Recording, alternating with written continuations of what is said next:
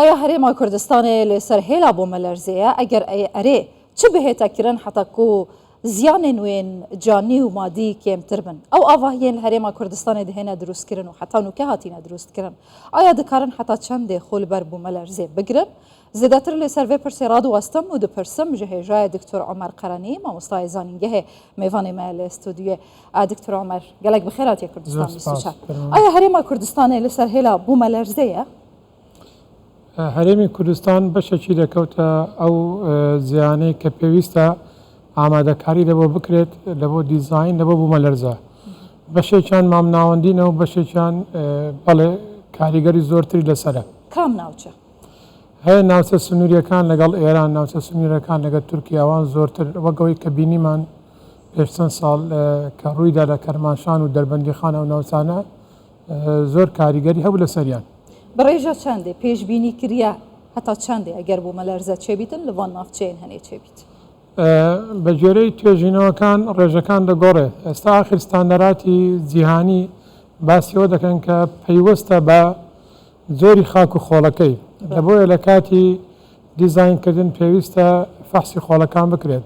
ئەو شوێنانێک کە باڵەخانەکانە لە دروست دەکرێت، ئەو شوێنانێک کە خاکەکانیان بەردن ئەوانە تەبعاً بەرگری بوومەلەرزە زیاتر دەکەن. ئەوانەی کە خاکەکانیان خراپن ئەکەیت ئەوانە زیاتر زەرەر و زیانە بەبەر دەکەوێت. باشە چ بهێتە کردن هەتا کو زەرەر و زیانên canî û madî bihêne kêmkirin herêma Kurdistanê? Aya heta nûke ew karê ku pêwîst e bihête kirin hatiye kirin؟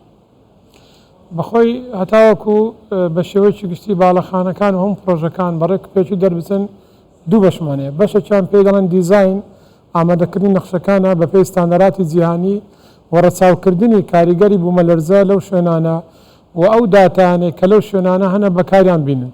ئەو کەسانێک کە دەبی دیزاینەکان ئامادە دەکەن لەو مەجای خۆیان پرۆفیشناڵ بن، ئاگادار بن بە ستاندەرەکان کاریگەری فاکتەرەکانی بوومەلەرزە ڕەچاو بکەن. ئەوە بەشەکان. بەشی دووەمیشیان کە زۆر گرنگە لە کاتی دروستکردن ئەو بەڵێندەرانێک کە ئەو کارانە دەکەن دەبی بەڵێندەری پرۆفیشناڵ بن، شارەزای ستاندەرەکان بن، بە شێوازی ڕێکوپێک جێبەجێ بکرێت. ئەو بەشی دوم. لە کاتی جێبەجێکردن زۆر پێویستە ئەمە پێی دەڵێن لایانی سێم کە کۆنتترۆلی بەڵێندەرەکان کە تاوەکو نەخشەکان بە تەواوی جێبەجێ بکرێن. ئەمانە دەکرێن لە کوردستان؟ ڕێنمایەکان هەیە لە هەرێمی کوردستان، بەڵام ئایا دەکرێت یان ناکرێت؟ ئایا بەڵێندەرەکان ئەوانەیە کە پرۆژەکانیان پێڕادەست پێدرا هەمیان پرۆفیشنەڵن؟ ئەکید هەمووی 100% وانە. باشە. کوردستان لەسەر چه هێڵەیەکە؟ یعنی ئەگەر بوومەلەرزە ڕووبدا ممکنە چەند بیت؟ مەسەلەن ئەوەی شوبات لە تورکیا ڕوودا لە 10 پارێزگا وێرانیەکی زۆر دروست بوو، دەکرێت بە هەمان ڕێژە بیان کەمتر؟ بەخۆی باسی بوومەلەرزە پسپۆری من نییە، پسپۆری جیۆلۆجیە، بەڵام ئەوەندەی ئەمە شارەزاییمان هەبیتن.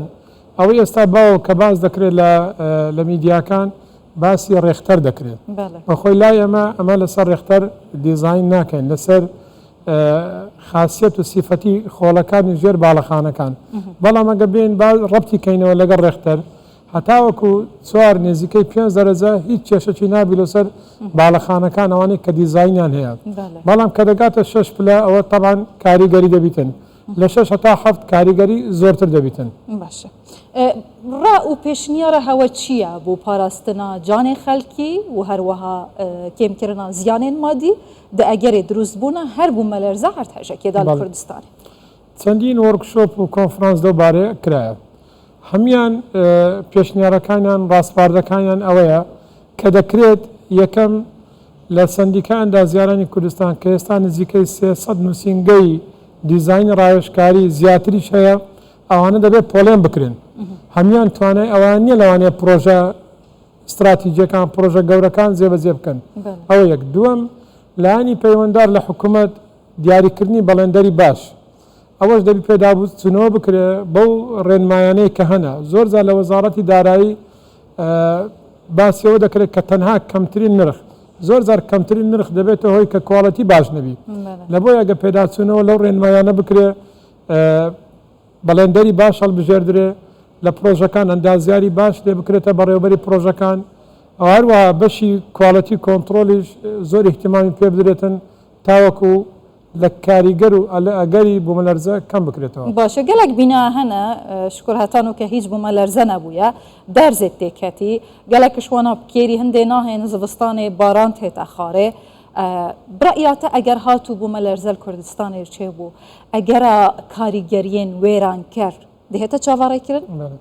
خۆی پرۆژەکان نەتانین پۆلێنیان کەی لە بۆ چەند زۆرێک پرۆژەی بچووکمان هەیە پرۆژەی گەورەمان هەیە پرۆژەی کۆنمان هەیە پرۆژەی تازەمان هەیە پرۆژە تازەکان هەر هەمیان دەبی بە تەواوی ڕەچاوی ئەگەری ڕوودانی بوومە لەرزە بکرێت بە تایبەتی باڵەخانە بەرزەکان نزمەکان کاریگەری کەمتر دەبی لەبەرەوەی ئەو بوومە لەرزەیە دێکە بەشێکە لە کێشی بینایەکەی هەرچەندە پرۆژەکە گەورەتر بی بڵندتر بی کێشی زیاتر بی کاریگەری زۆرتر دەبیتن. باشە گەلک جارە بسپورێن وەکی هەوە دبێژن بوومە لەرزە نییە خەڵکی تکوژیتن ئاڤاهینە خەڵکی تکوژن لە کوردستانی پشتی کو ئەو بوومە لەرزە لێ تورکیا چێبووی باکوورێ کوردستانê gelek xelek ditirsin و حتان و kejî ew tirs heye ku di balaxaneyên bilind da bijîn biraya te baştir e ku xelek di vê demê de bi taybet ku egerê dirûst bûne heye yan jî dibêjin matirsî cidî ye xelek xû biparêzin di jiyanê di wan balaxaneya da زۆر جار لە کاتی ڕوودانی بوومە لەرزەکان باڵەخانەکە بەخۆی زیانی پێناگە بەڵام خەڵکەکە زیانی پێدەگا ئەو کەلوپەلانەی ناو باڵەخانەکان ناو مۆڵەکان لەو زیانە کە بەردەبنەوە ئەوانە دەبتە سەبەب و هۆکاری خەڵک کوشتنەکەیان سەبەبی لەوانەیە بەربوونی ئاگر یانی زاری وەیە دیوارەکان ئەگە بە شێوازەسی دروست نەکرامن لە باینی دینگەکان بەربوونەوەی ئەو دیوارانە ئەو پارتیشنانە ئەوانش دەبنە هۆکاری لە ناوچوونی خەڵکەکە لەوانەیە باڵەخانەکە بەخۆی کە هەیکەلەکەی دروست بی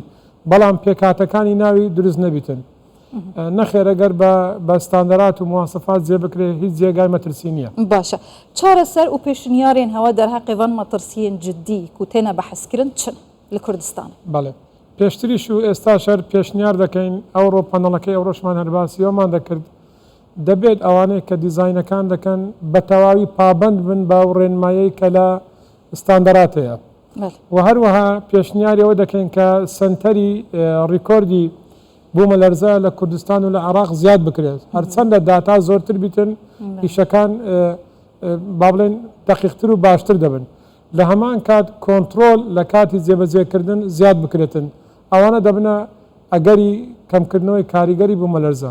بەێ گەلک سپاس دکتۆر عومەر قەرەنی مامۆستای زەنگی هەیە زۆر بەخێر بێ سەرچاو.